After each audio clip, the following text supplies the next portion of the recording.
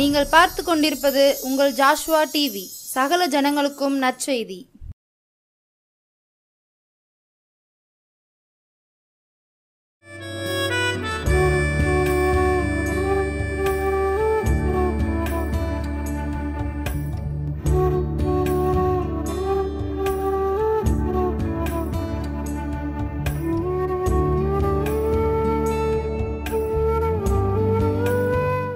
கிறிஸ்துவுக்குள் பிரியமான நம்முடைய ஜாஷ்வா நேயர்கள் அனைவருக்கும் இயேசு கிறிஸ்து நாமத்தினால் இந்த மாலை நேர வணக்கத்தை நான் தெரிவித்துக் கொள்கிறேன். கர்த்தர் பெரிய காரியங்களை செய்து கொண்டு வருகிறார். எங்களுடைய வாழ்க்கையில், எங்களுடைய ஊழியத்தில் கர்த்தர் நிறைய நன்மையான காரியங்களை கர்த்தர் செய்து கொண்டு வருகிறார். எங்களோடு கூட வந்து தேவையான பலனையும் சுகத்தையும் ஆரோக்கியத்தையும் கர்த்தர் தருகிறார். ஒவ்வொரு நாளும் எங்களை பாதுகாக்கிறார். ஒவ்வொரு நாளும் எங்களை நடத்துகிறார். உண்மை உள்ளவன் என்று சொல்லி எண்ணி ஊழியத்தை தந்த தேவன் ஊழியத்தின் பாதையிலும் நடத்தி செல்கிறார். தொடர்ந்து நீங்கள் எங்களுக்காக ஜெபித்து கொண்டு வருகிறதற்காக உங்களுக்கு நன்றி.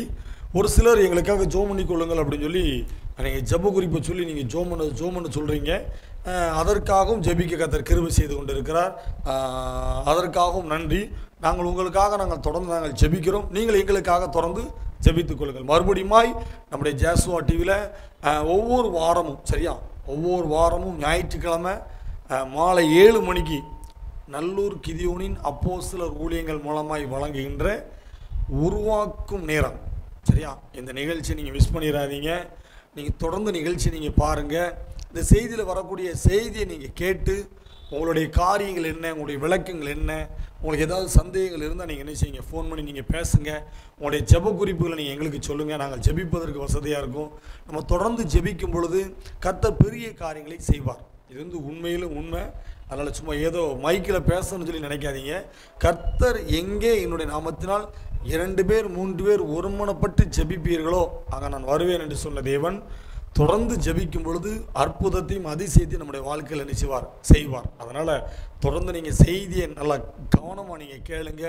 கர்த்தர் உங்களோடு கூட பேசுவார். சரியா? ஜாஷ்வா டிக்காக ஜோம் பண்ணிக்கோங்க. ஜாஷ்வா டியோடு கூட இணைந்து ஊழியம் செய்து ரொம்ப சந்தோஷம். கர்த்தர் இதனுடைய எல்கைகளை இன்னும் விரிவாக்குவார். இது அநேக இடங்களுக்கு தேவனுடைய செய்தி போய்கொண்டே இருக்கிறது. தொடர்ந்து நீங்கள் ஜோம் பண்ணுங்க. எப்பொழுது வழக்கமாக சொல்வது போல் நிறைய நபர்களுக்கு நீங்கள் சொல்லுங்கள், இந்த மாதிரி ஒரு சேனல் இருக்கிறது, இதில் நிறைய ஊழியக்காரங்க சேனல் பேசுகிறாங்க, இது நீங்கள் இந்த நிகழ்ச்சியை நீங்கள் பாருங்கள், பிரயோஜனமாக இருக்குன்னு சொல்லி நீங்கள் சொல்லுங்கள், அடுத்தவங்களுக்கு சொல்லுங்கள். கர்த்தர் அவர்களையும் ஆசீர்வாதத்தின் பாதையில் அழைத்து செல்வாராக. சரி, இந்த நாட்களில் நம்ம போன வாரம் செய்தி கேட்டோம். நான் உன்னை தெரிந்து கொண்டேன் என்று சேனைகளின் கர்த்தர் உரைக்கிறார்.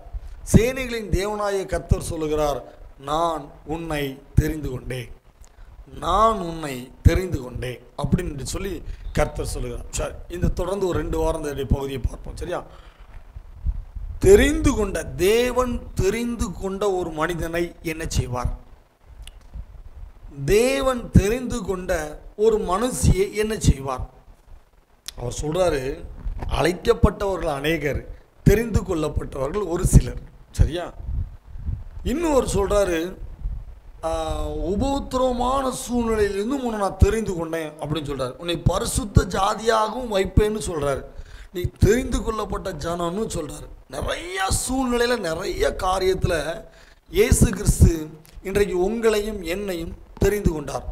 ஒரு சில ஊழியத்துக்கு போயிருக்கும்போது ஒரு சில மனிதர்கள்லாம் பேசுவாங்க, ஏன்னா எப்படி நான் இயேசு கிறிஸ்துவை நான் ஏற்றுக்கொண்டேன் எனக்கு தெரியாது. ஏன்னா எங்களுடைய குடும்பம், எங்களுடைய முன்னோர்கள், எங்களுடைய சூழ்நிலைகள், எங்களுடைய பிறப்பு வளர்ப்பு, எங்களுடைய படிப்பு, நாங்கள் இருந்த ஊர், இதெல்லாம் பார்க்கும்போது எங்களுக்கும் இயேசு கிறிஸ்துக்கும் சம்பந்தமே இல்லை. ஆனால் எப்படி நான் இயேசு கிறிஸ்துவை ஏற்றுக்கொண்டேன் என்று தெரியல அப்படின்னு சொல்லி ஒரு சிலர் சொல்லுவாங்க. எங்களுடைய ஆலயத்துக்கு ஒரு சிலர்லாம் ஜோம் பண்ண வருவாங்க, பார்த்துருக்கோம். அப்படி வருவாங்க, ஜோம் பண்ணுவாங்க. அதில் யார்கிட்டயா ஒரு சிலர் பேசுகிறேன்னு அவங்க சொல்லுவாங்க, நாங்கள் வர்றோம், ஜோம் பண்ணுதோம், இந்த ஆலயத்தில் வந்து ஜோம் பண்ணிட்டு போனால் நிறைய காரியங்கள் நடக்கு. ஆனால் அதை வந்து எங்கள் வீட்டிலையோ என்னுடைய உறவுகள் மத்தியிலையோ எங்களால் சொல்ல முடியல. ஆனால் அந்த ஆலயத்துக்கு நான் எப்படி வந்தேன்னு எனக்கு தெரியல. என்ன சூழ்நிலையில் நாங்கள் வந்து ஜோம் பண்ண வந்தோன்னு எனக்கு தெரியல. ஆனால் ஏதோ ஒரு சூழ்நிலையில் நான் உள்ளே வந்து ஜோம் பண்ண வந்ததுக்கப்புறம் என் குடும்பத்தில் நிறைய மாற்றம் வந்திருக்கு. நான் குடி தான் போகிறேன், குடி தான் வாரேன். ஆனால் என்னை யார் இனி உள்ளே கொண்டு விட்டா? அவங்க பேசும்போது பார்த்தீங்கன்னா ஒரு வித்தியாசமாக பேசுவாங்க. அழைக்கப்பட்டவர்கள் அநேகர், ஆனால் தெரிந்து கொள்ளப்பட்டதில் நீங்களும் உண்டு. உங்களையும் ஆண்டவர் தெரிந்தெடுத்து வச்சிருக்கிறார். நிறையா செய்திகள் கேட்கலாம், அப்படி தானே? நிறைய ஊழியக்காரங்க டிவியில் பேசுகிறாங்க, யூடியூப்பில் பேசுகிறாங்க, சந்தோஷம். எத்தனையோ பேர் கேட்காத செய்தியை நீங்கள் இன்றைக்கி பார்த்துட்ருக்கீங்க, அப்படி தானே? எத்தனையோ பேர் செய்தியை பார்க்காத நேரத்தில் நீங்கள் இந்த செய்தியை பார்க்குறீங்க. அப்போ நீங்கள் தெரிந்து கொள்ளப்பட்டவர்கள், சரியா? சேனைகளின் கர்த்தர் சொல்லுகிறார், நான் உன்னை தெரிந்து கொண்டேன். சேனைகளின் தேவனாகிய கர்த்தர் சொல்லுகிறார், நான் உன்னை தெரிந்து கொண்டேன். தெரிந்து கொண்ட ஒரு மனிதனை கர்த்தர் என்ன செய்வார் பாப்பமா? தெரிந்து கொண்ட ஒரு குடும்பத்தை கர்த்தர் என்ன செய்வார்? தெரிந்து கொண்ட ஒரு மனிதனை கர்த்தர் என்ன செய்வார்? இப்போ ஆண்டவர் என்ன தெரிந்து கொண்டார், சரியா? 2007 ஒரு ஊழியர் மூலமாக என் தலையில் கையை வச்சு, எப்பா நான் உன்னை தெரிந்து கொண்டேன், என் ஊழியத்திற்காக உன்னை தெரிந்து கொண்டேன் என்று சொல்லி 2007 என் தலையில் ஒரு ஊழியர் தலையில் கை வச்சு ஜெபம் பண்ணார், சரியா? 2008 இன்னொரு ஊழியர் மூலமாக என் தலையில் கை வச்சு அபிஷேகத்தை கர்த்தர் கொடுத்தார். அப்போது 2007 என் தாயின் கருவை நான் வயிற்றில் உருவாயிருக்கும் முன்னமே என்னை தெரிந்து கொண்டவர் ஒவ்வொரு நாட்களாக என்னை தெரிந்து கொண்ட நோக்கத்தை நிறைவேற்றுகிறார், சரியா? இன்றைக்கி நம்ம ஒரு டிவி வாங்குகிறோம், இல்லைன்னா ஒரு பீரோ வாங்குகிறோம், ஒரு கட்டில் வாங்குகிறோம் அப்படின்னா அதை நம்ம பார்ப்போம், அப்படி தானே? இவ்வளோ சைஸில் இருக்குது, இவ்வளோ ரூபா சொல்கிறாங்க, இத்தனை வருஷம் கேரண்டி சொல்கிறாங்க, அப்போ இதை நம்ம வாங்கலாமா வாங்கக்கூடாதா அப்படின்னு பல யோசனைகள் பண்ணோம். இப்போ நம்முடைய வேதத்தில் பார்ப்போம், சரியா? தேவன் உங்களையும் என்னையும் தெரிந்து கொண்டார். உங்களையும் என்னையும் தெரிந்து கொண்டதற்கு ஒரு நோக்கம் உண்டு, சரியா? கோலியாத், தாவீது, சரியா? தாவீது ஆடுகளை மேய்த்து கொண்டிருந்த மனிதன். அவனுக்கு வீட்டுக்கு சம்மந்தமே இல்லாத மாதிரி எங்கேயும் ஆடு மேய்ச்சிக்கிட்டு இருந்தான். அவங்க அண்ணன்மாரெலாம் இராணுவத்தில் என்ன செய்கிறாங்க, இருக்கிறாங்க. கோலியாத் என்பது மனிதன் ஒவ்வொரு நாளும் வருகிறான், சண்டை போடுறதை கூப்பிட்டு தான் இவங்க எல்லாரும் பயப்படுறாங்க. ஆனால் கோலியாத் வீழ்த்துவதற்காக ஆண்டவர் தாவீதை தெரிந்து கொண்டார். அவங்கெல்லாம் பெரிய பெரிய பலசாலிகள், சரியா? தாவீது என்பது மிகவும் சின்ன பையன். அவன் ஆடு மேய்ச்சிருந்தான், ட்ரெஸ்லாம் போட தெரியாது, அந்த மிலிட்ரி ட்ரெஸ்லாம் போட தெரியாது, அந்த வால்லாம் பிடிக்க தெரியாது. ஆனால் தெரிந்து கொண்ட தேவன் சேனைகளின் தேவனாகிய கர்த்தர், அவர் பெரியவர். அவரால் செய்ய முடியாத காரியம் இந்த உலகத்தில் ஒன்றுமே கிடையாது. அவர் அவ்வளவு சர்வ வல்லமையுள்ள தேவன். இன்றைக்கி வந்து ஒரு சில நீங்கள் ஒரு சில குடும்பத்தெல்லாம் கவனித்து பார்த்தீங்கன்னா ஒரு சாதாரணமான மிடில் கிளாஸ் குடும்பமாக தான் இருந்திருக்கும். ஆனால் இயேசு கிறிஸ்துவை ஏற்றுக்கொண்டு அந்த சபைக்கு போகிறதில்ல, அந்த ஆலயத்துக்கு போகிறதில்ல, அந்த பரிசுத்தமாக இருக்கிறதில்ல, அவங்க அப்படியே இருக்க பார்த்தீங்கன்னா அந்த குடும்பம் மேலே நிற்கி வர்றதை நீங்கள் பார்ப்பீங்க. இப்போ இன்னைக்கு தாவீதை ஆண்டவர் தெரிந்து கொண்டார், சரியா? தெரிந்து கொண்ட தேவன் என்ன செய்வார்? முதல்ல உங்களை தேர்ந்தெடுத்தார் என்று சொன்னால், நீங்கள் ஏதோ ஒரு கூட்டமான இடத்துல உட்காந்துருக்கீங்கன்னு வச்சுக்கோங்களேன், உறவுகள் மத்தியில் ஏதோ ஒரு சூழ்நிலையில் நீங்கள் என்ன செஞ்சுருக்கீங்க, உட்கார்ந்துருக்கிறீங்க. ஆண்டவர் அதை முதல்ல பார்ப்பார். எப்போ இவ்வளோ பேர் இருக்கும்போது நான் உன்னை என்ன செய்ய முடியாது, ஆசீர்வதிக்க முடியாது. ஆண்டவர் ஒரு ஆசீர்வாதம் தர்றா, நம்ம என்ன சொல்லுவோம்? இது எங்கள் அப்பா கொடுத்தது, இது எங்கள் அம்மா கொடுத்தது, இது எங்கள் மாமனார் எனக்கு கொடுத்தது, ஆண்டவர் எனக்கு ஒன்றுமே கொடுக்கலன்னு சொல்லி அப்படி பேசுகிறோம். ஆண்டவர் சொல்கிறாரு, எப்போ உன்னை நான் தெரிந்து கொண்டேன், தெரிந்து கொண்ட தேவன் உன்னை ஆசீர்வதிக்க போகிறேன் என்று சொன்னாலும் முதல்ல அவர் நினைச்சு வரான், முதல்ல அந்த கூட்டத்திலேருந்து நம்மளை பிரித்தெடுப்பார், அந்த உறவுகள் மத்தியிலேருந்து நம்மளை பிரித்தெடுப்பார், அந்த நண்பர்கள் பட்டாளத்திலேருந்து நம்மளை பிரித்தெடுப்பார். நம்ம சொல்லுமா, நமக்கு நான் யார் தெரியுமா, என் குடும்பம் என்ன தெரியுமா, என்னுடைய குலம் என்ன தெரியுமா, நான் யார் தெரியுமா, எங்கள் கூட எத்தனை பேர் இருக்காங்க தெரியுமா அப்படின்னு சொல்லி ஏசப்பாவே எவ்வளோ அற்புதம் செஞ்சாலும் நம்ம என்ன செய்வோம்? மனிதர்கள் தான் அற்புதம் செய்ய சொல்லுவோம். ஆனால் இயேசு கிறிஸ்து சொல்கிறார், நான் உன்னை தெரிந்து கொண்டேன், நான் தெரிந்து கொண்ட உங்களையும் என்னையும் முதல்ல அவர் நினைச்சு வாரான், பிரித்தெடுப்பார். ஆபிரகாமை பார்த்து ஆண்டவர் சொல்கிறார், ஆபிரகாம் பெரிய பணக்காரன், சரியா, பெரிய பணக்காரன். இந்த ஆபிரகாமை பார்த்து ஆண்டவர் சொல்கிறார், நான் இன்னும் ஒன்று ஆசீர்வதிக்க போகிறேன், நான் இன்னும் ஒன்று நினச்ச போகிறேன், பழுகி பெருக பண்ண போகிறேன், இன்னும் உன் பேரை நான் பெருமைப்படுத்த போகிறேன் அப்படின்னு சொல்லி ஆபிரகாமை கூப்பிட்டு சொல்லும்போது ஆதியாகமம் 12ஆம் அதிகாரம் 1வது வசனம் சொல்லுது, கர்த்தர் ஆபிரகாமை நோக்கி, நீ உன் தேசத்தையும் உன் இனத்தையும் உன் தகப்பனுடைய வீட்டையும் விட்டு புறப்பட்டு நான் உனக்கு காண்பிக்கும் தேசத்துக்கு போ. முதல்ல ஆபிரகாம்கிட்ட ஆண்டவர் சொல்கிறாரு, நான் இன்னும் உன்னை ஆசீர்வதிக்க போகிறேன், நான் உன்னை தெரிந்து கொண்டேன், நான் உன் குடும்பத்தை நான் தெரிந்து கொண்டேன், உன்னுடைய பேரை நான் இன்னும் பெருமைப்படுத்த போகிறேன், இப்பொழுது இருக்கிறத பார்க்கிறோம் 1000 மடங்கு உன்னை ஆசீர்வதிக்க போகிறேன், உன்னுடைய எல்லைகளை எல்லாம் நான் விரிவாக்க போகிறேன். ஆனால் நான் சொல்லுகிற ஒரே ஒரு காரியம், நான் சொல்லுகிற ஒரே ஒரு காரியம், நீ உன் ஜனத்தையும் உன் இனத்தையும் விட்டு நான் காண்பிக்கும் தேசத்துக்கு போ என்று சொல்லி கர்த்தர் சொல்லுகிறார். இன்றைக்கி நம்ம விட்டுட்டு வருவோம், அப்படி குடும்பத்தில் சண்டை போட்டு வர சொல்லலை, குடும்பத்தோடு இருக்க சொல்லியிருக்கார். ஆனால் உங்களுடைய இருதயம், உங்களுடைய சிந்தனை, உங்களுடைய திறமை எல்லாம் கர்த்தருக்கு தேவை. எங்களுக்கு இவங்க செஞ்சால் போதும், இவங்க செஞ்சால் போதும், இவங்க பார்த்துக்கிடுவாங்க, இவங்க பார்த்துக்கிடுவாங்க. நான் சொல்கிறேன், ஒருத்தனும் பார்த்துட மாட்டாங்க. உங்கள் கூட பிறந்த அண்ணனோ தம்பியோ, உங்கள் கூட பிறந்த அக்காவோ தங்கச்சோ உங்களுக்கு உதவி செய்ய மாட்டாங்க. உங்கள் கூட இருப்பாங்க, உங்கள் கூட பேசுவாங்க, உங்கள் கூட சிரிச்சுக்கிட்டு இருப்பாங்க, உங்க கூட அழுது மாதிரி அழுவாங்க. ஆனால் உங்களுக்கு அவர்கள் உதவி செய்ய மாட்டார்கள். எழுதி வச்சுக்கொள்ளுங்க. யாரும் உங்களுக்கு உதவி செய்ய மாட்டாங்க, எந்த மனிதனும் உங்களுக்கு உதவி செய்ய மாட்டாங்க. ஆனால் கர்த்தர் சொல்லுகிறார், நான் உன்னை ஆசீர்வதிக்க போகிறேன், நான் உன் பேரை பெருமைப்படுத்த போகிறேன், நான் உன் பிள்ளைகளுடைய பேரை பெருமைப்படுத்த போகிறேன், நீ கையிட்டு செய்கிற தொழிலை உன்னை ஆசீர்வதிக்க போகிறேன், நான் உன்னை தெரிந்து கொண்டேன். தெரிந்து கொண்ட தேவன் முதல்ல சொல்வார், உங்களை பிரித்தெடுப்பார். எனக்கு ஒரு காலத்தில் நிறைய நண்பர்கள் உண்டு, நிறைய நண்பர்கள். எப்படி நம்மளை சுற்றி ஒரு 10-15 நண்பர்கள் எப்பவும் உண்டு. நல்லது கெட்டது எங்கே போனாலும் இந்த 10 பேர் 5 பேர் சைக்கிளில் தான் முன்னாடி அலைவோம். கல்யாண வீட்டுக்கு போனாலும் சரி, கோயிலுக்கு போனாலும் சரி, எங்கே சுற்றினாலும் சரி 10 பேர் 15 பேர் ஒன்றா தான் விளாண்டுவோம். அந்த காலங்கள்லாம் மாறி போச்சு. இப்போ எல்லா நண்பர்களும் இருக்கிறாங்க, அங்கங்கே இருக்கிறாங்க, ஃபோன் பண்ணி பேசிக்கலாம், அவ்வளோதான். அப்படி ஆண்டவர் பார்த்தீங்கன்னா என்ன ஒரு ஒரு ஒரு ஒரு ஒரு இடத்துலேருந்து அப்படி என்னை பிரித்து எடுத்து விட்டார்.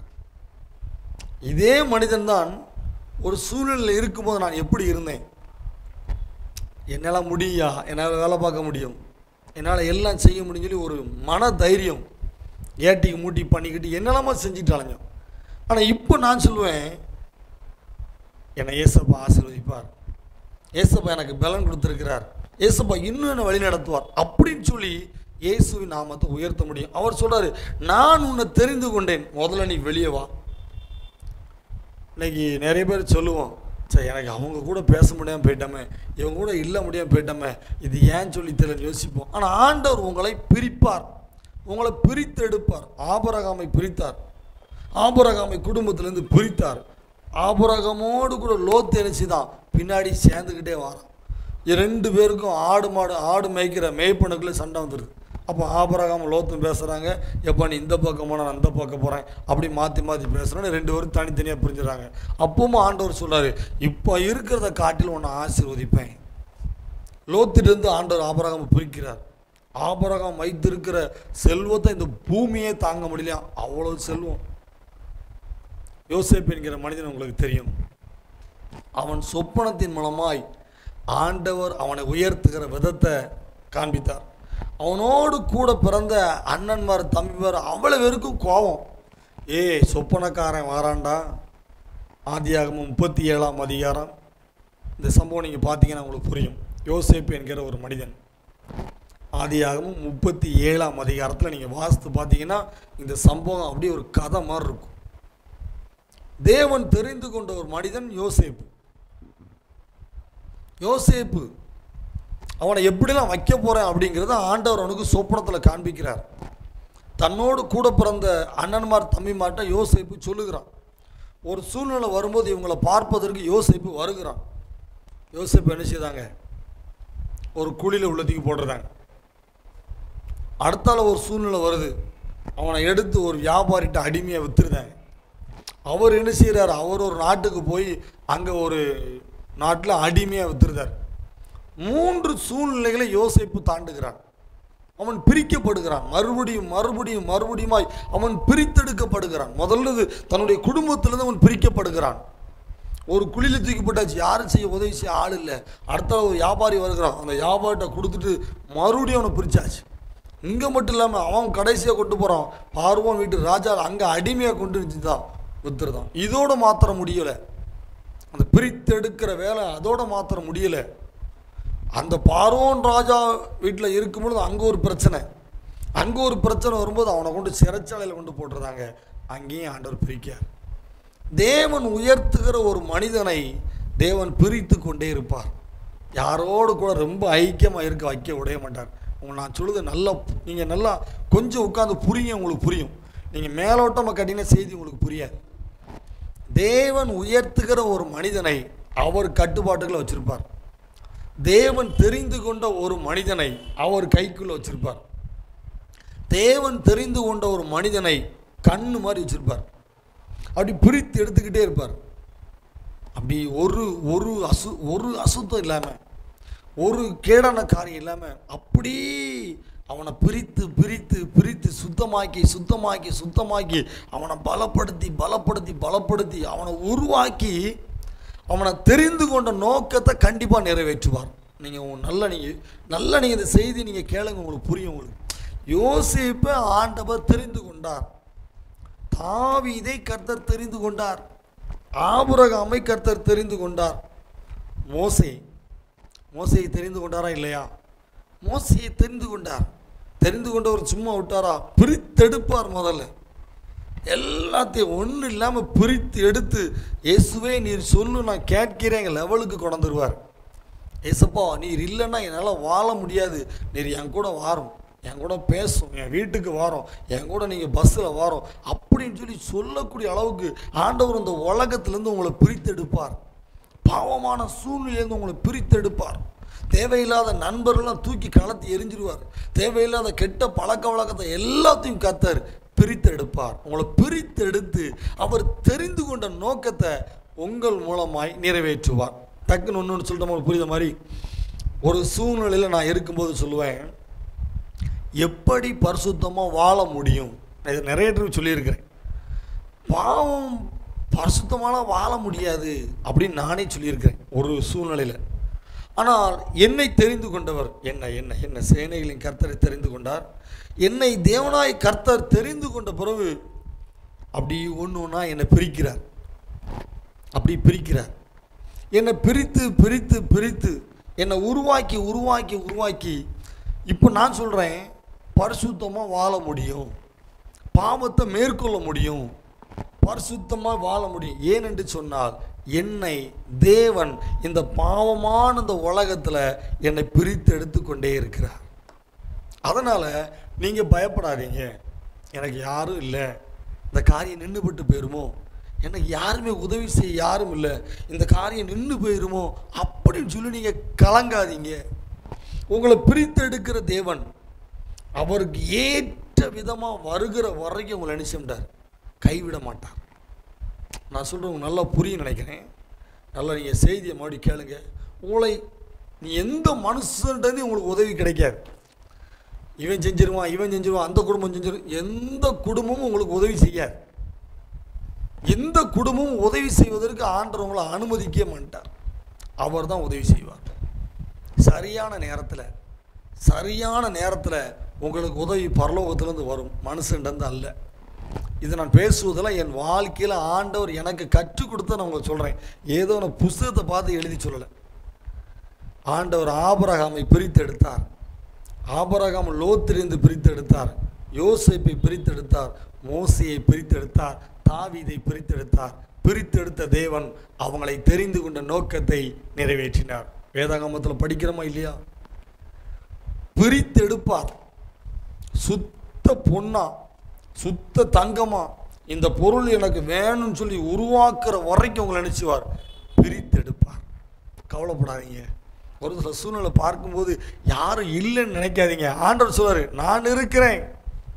ஒரு நிகழ்ச்சிகள் வரும்போது, ஒரு இக்கட்டான சூழ்நிலை வரும்போது எனக்கு பேச யாருமே இல்லை நினைக்காதீங்க. சேனைகளின் கர்த்தர் உங்க கூட நிற்பார். அன்னைக்கு அந்த காரியம் சூப்பராக நடக்கும். அன்றைக்கி அந்த நிகழ்ச்சி சூப்பராக நடக்கும். நீங்கள் கலங்கி உட்காந்துருக்கீங்களோ, தயங்கி போய் உட்காந்துருக்கிறீங்களோ, ஐயோ இந்த காரியம் எப்படி நடக்கும்னு எனக்கு யாருமே இல்லைன்னு நினச்சி நீங்கள் உட்காந்துருக்கீங்களோ, சேனைகளின் கர்த்தர் உங்கள் கூட இருக்கிறார். அவர் நிற்பாருங்க. அவர் ஒரு ஆள் எத்தனை பேருக்கு சமம் தெரியுமா? கொடான கொடி தேவதூதர்கள்லாம் உங்கள் வீட்டில் வந்து நிற்பாங்க. அந்த காரியங்களை கர்த்தர் நடத்தி தருவார். மனுஷனை நம்புவதை பார்க்கலும் கர்த்தர் பேரில் பற்றுதலாக இருப்பதே நலம். அதனால் உறவுகளை பார்க்காதீங்க, சொந்தக்காரங்களை பார்க்காதீங்க. இவங்கெல்லாம் என்னை விட்டுட்டு போயிட்டாங்களே, இந்த குடும்பமெல்லாம் என்னை விட்டுட்டு போயிட்ட, பயப்படாதீங்க. உங்களை அழைத்தவர் உங்களை பிரித்தெடுப்பார். இந்த உலகத்தில் இருக்கிற அன்பை காட்டிலும் இயேசுவின் அன்பு உண்மைங்கிறத உங்களுக்கு காண்பிப்பார். இந்த உலகத்தில் இருக்கிறது எல்லாமே அழிஞ்சு போயிடும், ஆனால் இயேசுவின் அன்பு அழிந்து போகாதுங்கிறத உங்களுக்கு காண்பிப்பார். இந்த உலகத்தில் இருக்கிற எல்லாமே பொய் அப்படிங்கிறத உங்களுக்கு காண்பிப்பார். நான் சொல்கிறது உங்களுக்கு புரியும் நினைக்கிறேன். இந்த உலகத்தில் இருக்கிற எதுவுமே நமக்கு உதவி செய்யாது அப்படிங்கிறத உங்களுக்கு காண்பிப்பார். ஆனால் இயேசு உங்களுக்கு உதவி செய்வாருங்கிறத காண்பிப்பார். பிரித்தெடுப்பார், பிரித்தெடுப்பார். பயப்படாதீங்க. கைவிட மாட்டார், கைவிடவே மாட்டார். எந்த சூழ்நிலையிலும் கைவிட மாட்டார். நைட்டு 12 மணிக்கு ஜெபம் பண்ணாலும் சரி, காலைல 3 மணிக்கு ஜெபம் பண்ணாலும் சரி, பகலில் எப்போ ஜெபம் பண்ணாலும் சரி, உங்களை அழைத்தவர் உங்களை பிரித்தெடுத்த நோக்கத்தை நிறைவேற்றுவார். தொடர்ந்து உங்களை உயர்த்துவார். ஜெபம் பண்ணுவோமா? நன்றி இயேசப்பா, பரிசுத்த ஆவியானவரே, உமக்கு நன்றி. நீர் ஆபிரகாமை பிரித்தெடுத்தீர், யோசேப்பை பிரித்தெடுத்து அந்த நோக்கத்தை நிறைவேற்றி அந்த பார்வோன் இடத்துல ராஜாவின் அடுத்த இடத்துல அரியணையில் உட்கார வைத்தீர். மோசேயை கர்த்தர் பிரித்தெடுத்து 430 வருஷம் அடிமையாக இருந்த எகிப்து ஜனங்களை வெளியே கொண்டு வர கர்த்தர் கிருபை செய்தீர். இப்படியாய் ஆண்டவரே, நீர் தெரிந்து கொண்ட மனிதர்களை பிரித்து எடுத்து அவர்கள் மூலமாய் செய்ய வேண்டிய ஊழியத்தை, அவர்கள் மூலமாய் செய்ய வேண்டிய காரியத்தை கர்த்தர் நீ நடத்தினதற்காய் உமக்கு நன்றி. இந்த செய்தியை கேட்கிற ஒவ்வொரு மனிதனோடு கூட கர்த்தர் பேசுவீராக. கர்த்தரே பேசுவீராக. பரிசுத்த ஆவியானவர் பேசுவீராக. எல்லா துதி கனம் புகழ் மகிமை எல்லாம் உமக்கே சேர்த்துக்கிறோம். மீட்பர் இயேசுவின் ஜெபிக்கிறோம் நல்ல பிதாவே, ஆமென். கர்த்தர் உங்களோடு கூட பேசியிருக்கிறார். கர்த்தர் உங்களோடு கூட இன்னும் பேசுவார். இன்னும் உங்களை பிரித்தெடுப்பார். சுத்த பொன்னாய் வருகிற வரைக்கும், சுத்த தங்கமாய் வருகிற வரைக்கும் உங்களை பிரித்தெடுப்பார். பயப்படாதீங்க, கலங்காதீங்க, தொடர்ந்து ஜெபம் பண்ணுங்க. கர்த்தருடைய வாழ்க்கையில் நிறைய நன்மைகளை வச்சிருக்கிறார். காத்திருந்து ஜெபம் பண்ணுங்க. ஆமென். அல்லேலூயா.